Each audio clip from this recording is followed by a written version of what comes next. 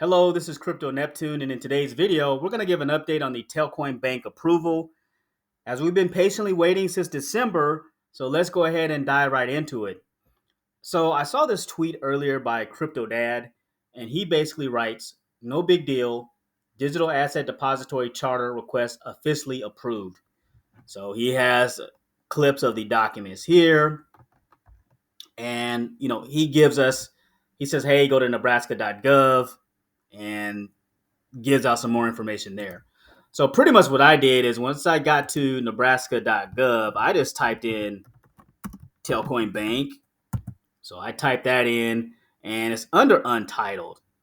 And my guess is they did that to kind of hide it, but we found it. Well, he found it. But if you go to page 20, it says here, upon meeting conditions 1 through 13 of this order and subject to conditions 14 through 16, Telcoin Inc. will be issued a charter as a digital asset depository to carry on the following digital asset business activities.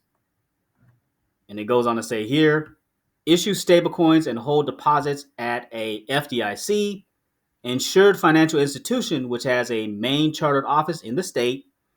Any bank, therefore, in this state or any branch of the financial institution which maintained a main chartered office in this state prior to becoming a branch of such financial institution that serves as reserves for stablecoins. And then it also says here, upon independent node verification networks and stablecoins for payment. So they have all that tied into there because that all ties into kind of how Telcoin operates with the Telcoin network, plus with the stable coins. So definitely kind of cool to see that. But what does all this mean? So before we look there, let's go and look at kind of like what the price action is talking about. And many people are starting to warm up kind of what is all happening. So as it stands right now, over the last 24 hours, we're up 21.81%.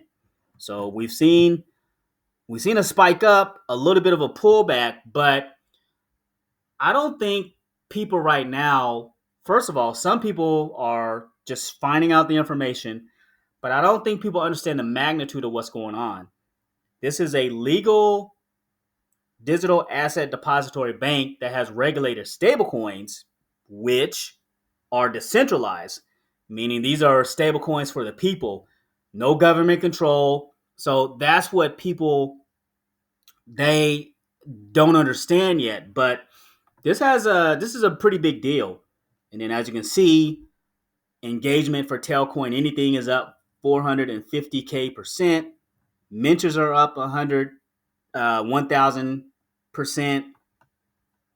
And then as you can see here, the market cap is at 620 million. Volume, this is what I always talk about. Remember, in order for Telcoin to go to all-time highs, that buy pressure has to be significant. And we are seeing a pickup, which is good. So up 14.21 million.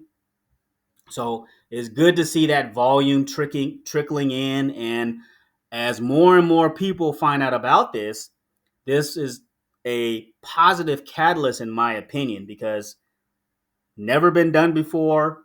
We are setting history. We're changing history. And so what would be some more catalysts? So like I mentioned, we already talked about the Telcoin Bank Approval and kind of the word of that getting out to everybody. Regulated stablecoin adoption. That's the key. Like the use case for a regulated stablecoin adoption, and that's being ingrained in everyday life. If Telcoin can find a way to do that, whether it be, connecting the dots between Paul Nooner, Mike Flood, and Trump, and that message kind of going out. But there has to be some way to kind of get the eyes on that. And I'm sure they got all this planned out because we've seen Paul doing interviews. We're seeing Patrick Gearhart out there doing interviews. Rajesh is out there. He's out there, talking about Telcoin. So I'm sure they're going to ramp the marketing up. But yeah, so the use case, that's huge. So imagine all this digital cash being exchanged from one country to another, opening up corridors so we can exchange as we please across borders.